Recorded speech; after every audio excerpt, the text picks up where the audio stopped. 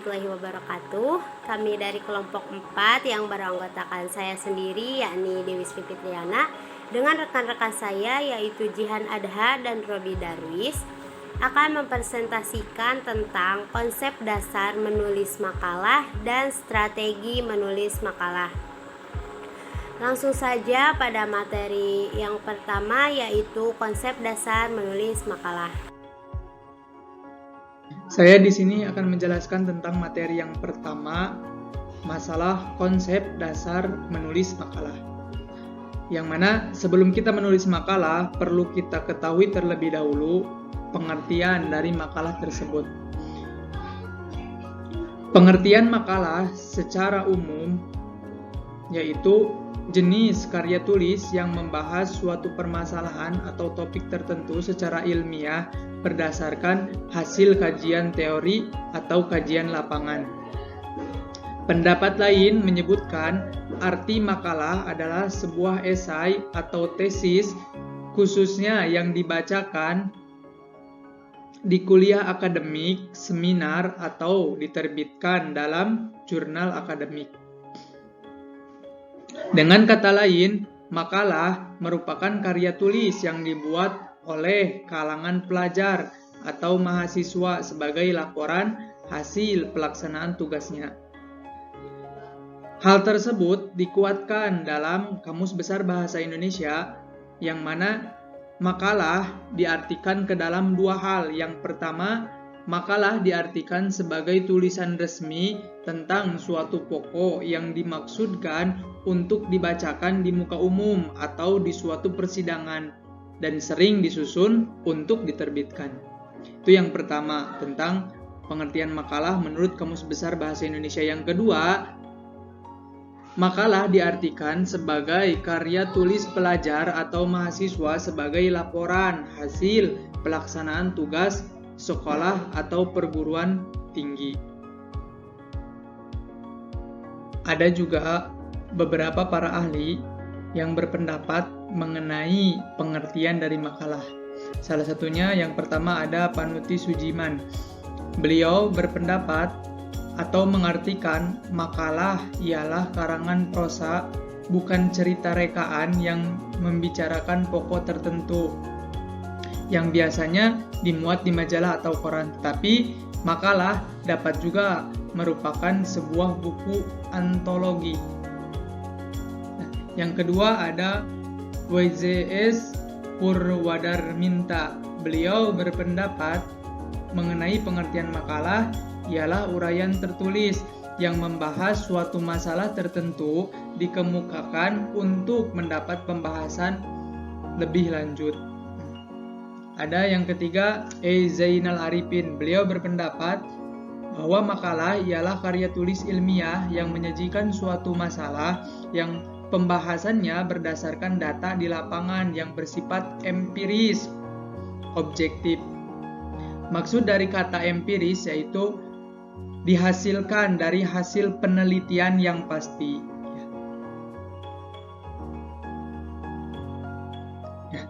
Setelah kita mengetahui tentang pengertian makalah itu sendiri, baik menurut Kamus Besar Bahasa Indonesia, menurut para ahli, dan pengertian makalah secara umum, selanjutnya kita harus mengetahui tentang ciri-ciri makalah.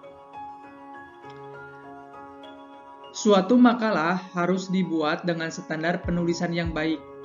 Secara umum, makalah yang berkualitas memiliki ciri-ciri sebagai berikut. Yang pertama, menyeluruh dan akurat. Suatu makalah harus membahas suatu permasalahan secara menyeluruh, akurat, lengkap, dan tuntas. Dengan begitu, berbagai pertanyaan yang mungkin ditanyakan oleh calon pembaca dapat dijawab oleh isi makalah tersebut. Yang kedua, memiliki sumber yang dapat dipercaya. Dalam setiap pembuatan makalah tentunya terdapat sumber lain yang dijadikan rujukan atau referensi, baik itu karya tulis dari penulis lain yang sudah diterbitkan ataupun dari sumber lainnya. Sumber informasi tersebut haruslah berasal dari pihak yang memiliki kredibilitas di bidang tertentu dan isinya dapat dipercaya. Itu ciri-ciri makalah. Yang ketiga, seimbang. Setiap makalah yang baik akan membahas suatu permasalahan secara objektif dan seimbang dengan memperhatikan kekuatan dan kelemahan berbagai pihak. Isi makalah yang baik tidak memberikan kritik tanpa dasar dan tidak akan menyerang pihak lain dengan prasangka. Jadi, makalah harus seimbang, tidak mengkritik tanpa dasar maupun menyerang pihak lain dengan prasangka, harus dengan objektif. Yang keempat, penulisannya kreatif. Dalam hal ini, makalah yang baik tidak hanya menyajikan fakta secara ilmiah, tetapi juga menyajikan dengan cara yang menarik dan mudah dimengerti.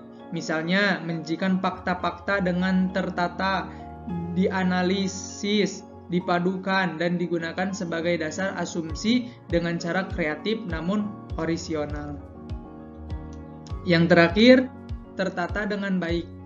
Suatu makalah dalam penulisannya, makalah yang baik itu harus memiliki tujuan yang jelas dan tertata dengan baik dan rapi. Penulisan kalimat transisi yang tepat di setiap bagian dapat membantu mempermudah pembaca memahami isi suatu makalah.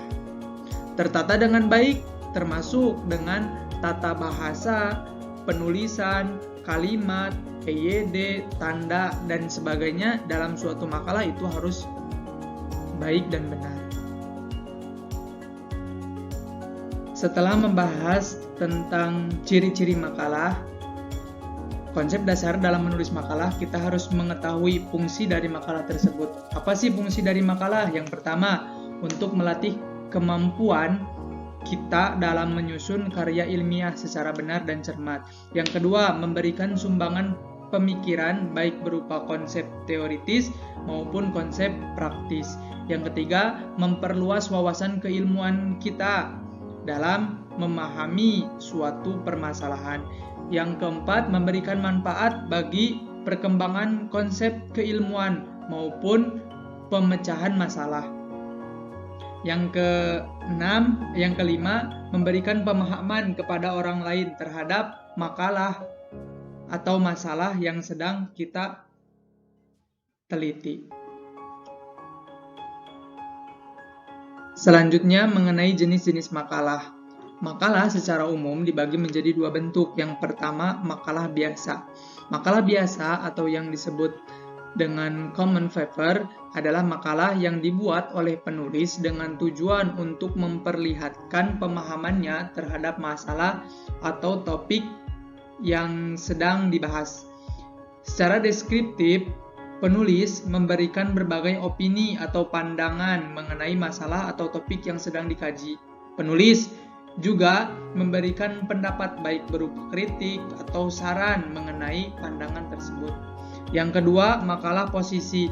Makalah posisi atau disebut juga position paper adalah makalah yang menunjukkan posisi teoritik penulis dalam suatu kajian ilmiah.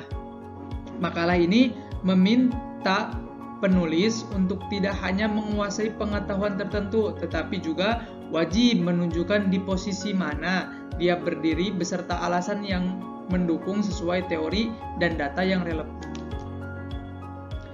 Sedangkan makalah berdasarkan sifat dan jenis penalaran yang digunakan dibagi menjadi 3 bagian. Yang pertama ada makalah induktif. Makalah induktif adalah serangkaian bentuk makalah yang disusun berdasarkan data-data penelitian empiris dan bersifat objektif yang dibuat berdasarkan apa yang didapat di lapangan dan relevan dengan permasalahan yang dibahas. Yang kedua, makalah deduktif. Makalah deduktif adalah makalah yang didasarkan pada kajian-kajian teoritis dan juga relevan dengan permasalahan yang dibahas. Permasalahan ini bisa saja yang paling dekat dengan persoalan yang ada, paling dekat dengan kehidupan masyarakat. Yang ketiga, makalah campuran. Makalah campuran adalah makalah gabungan antara makalah induktif dan deduktif, sehingga dalam proses pembuatannya sendiri, makalah jenis ini memiliki beberapa macam. Di antaranya yang pertama ada makalah kerja, yang kedua makalah ilmiah, yang ketiga makalah kajian, dan yang keempat makalah tanggapan, kelima makalah posisi, dan keenam makalah analisis. Itu mungkin untuk strategi, untuk konsep dasar menulis makalah. Selanjutnya yaitu strategi menulis makalah. Setelah mengetahui pengertian dan berbagai jenis makalah, saatnya kamu mulai mengenal berbagai tahapan dalam membuat makalah. Namun, sebelum menuju proses cara membuat makalah, ada baiknya kamu mengetahui terlebih dahulu seperti apa strukturnya agar memudahkan kamu dalam penyusunannya nanti. Struktur makalah yang pertama adalah cover. Cover adalah sampul dari makalah yang memuat judul, logo, identitas penulis, serta tempat dan tahun terbit. Untuk bagian cover, sebaiknya penulisan menggunakan aturan rata tengah atau center agar cover terlihat lebih rapi. Struktur yang kedua yaitu kata pengantar. Kata pengantar juga merupakan salah satu bagian yang harus ada di sebuah makalah. Sesuai namanya, fungsi dari kata pengantar adalah sebagai pengantar agar pembaca memiliki pandangan umum terhadap makalah yang kamu buat.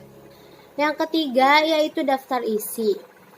Daftar isi merupakan sebuah halaman yang memuat informasi halaman dari konten sebuah makalah.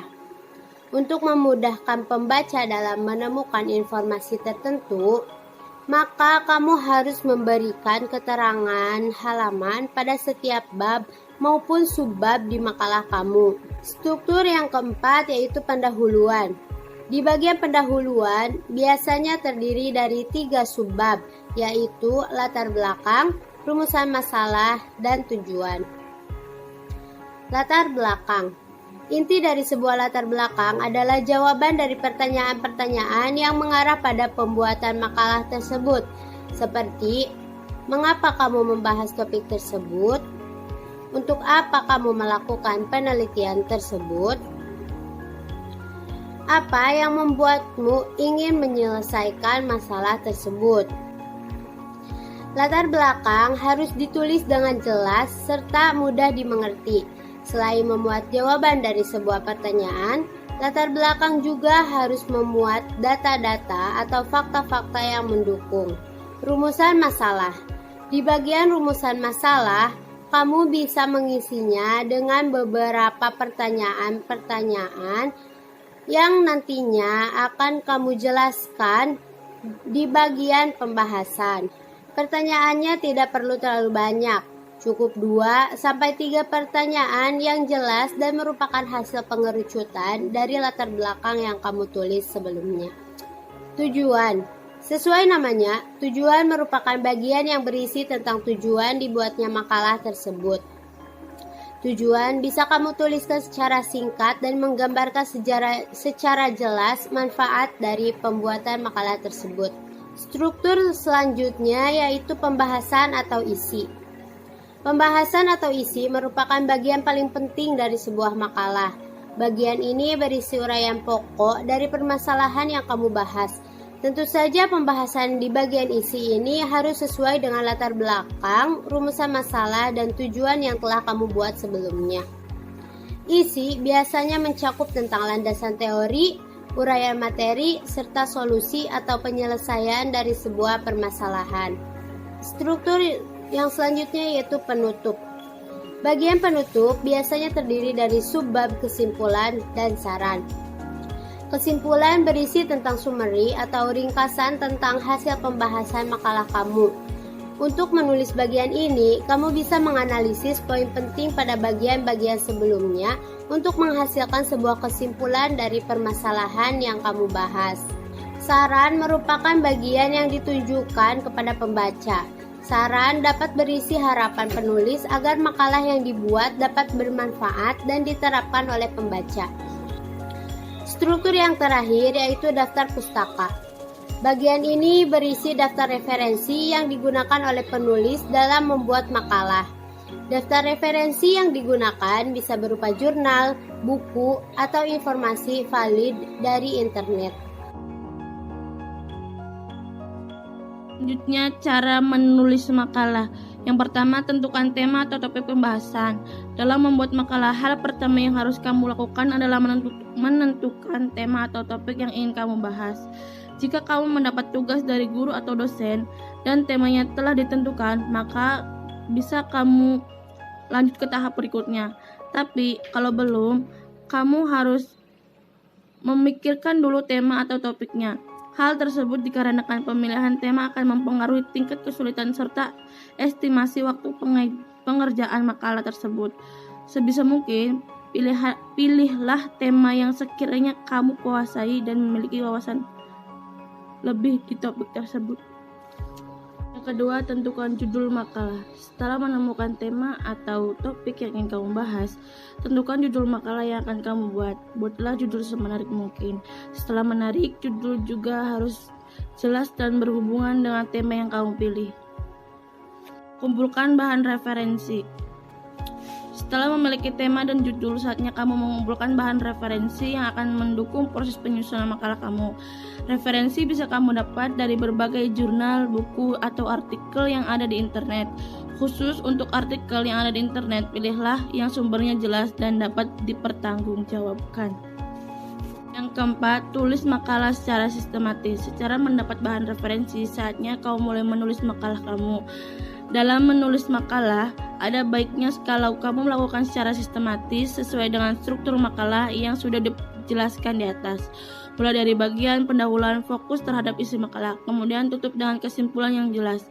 Jangan lupa dalam penulisan makalah, kamu harus berkutat pada data atau fakta yang ada. Intinya, kamu harus selalu objektif dalam membahas permasalahan yang ada serta solusinya. Dan yang terakhir, sunting makalah. Setelah makalah yang kamu buat sudah jadi, maka jangan terburu-buru untuk mempublikasikannya. Teliti dan perbaiki jika terdapat kesalahan dalam makalah tersebut. Cek terlebih dahulu apakah makalah yang kamu buat sudah sesuai dengan struktur makalah yang ada. Cek juga kesalahan ejaan, penulisan bahasa, serta margin makalah yang kamu gunakan. Setelah yakin semuanya beres, barulah kamu boleh mempublikasikan makalah yang kamu buat tadi. Demikian presentasi yang dapat kami sampaikan. Lebih dan kurangnya mohon dimaafkan. Billahi taufiq wal hidayah. Wassalamualaikum warahmatullahi wabarakatuh.